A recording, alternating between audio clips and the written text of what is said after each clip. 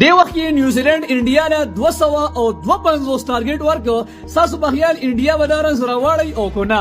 ګوره دا رنز په دې پیچ باندې بهترین رنز دی ځکه چې دا بولینګ پیچ دی. خو بل طرف ته انډیا سره ګوره بیلډینګ هم بهترین بیلډینګ دی.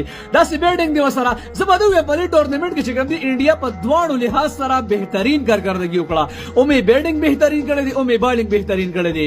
نن میچ کې چې کوم دی څنګه نیوزیلند سٹارټ واغستو په لس اورونو کې او یا رنز کړو موږ 3.5 د سکور رسي او نه غواړم چې کوم دی بیا اخیری سلوخ اورونه کې داسې رټینګ کړه نیوزیلند چې لکه ته قدرونه وو. بالکل بالینګ یې بهترین وو او بیټینګ کو انډیا سره بهترین دی. نو چانسز انډیا ته زیات دي چې دا میچ انډیا ګټلی شي ځکه چې هغه سره روهت شرما، شمن ګل، ویرات کوهلی، کیل راهول، جدیجا، هاردیک پانډیا هر سړی بګی رضا یو بل پلار دی کنه. نو بهترین بیټینګ لاین دی وسره. اوس په دې وخت کې کوپرس کې نیوزیلند دا میچ ګټل غواړي نو دا خطرناک بیلډینګ او بالینګ بګی چې داغه به تاسو مطلب سوټ نشي کولی. انډیا نه بګړي کې انډیا نه دا میچ ګټل ماته ډیر زیات ګران ښکاری. تاسو وايي خبره راځي په کمنټ کې لازم راګي.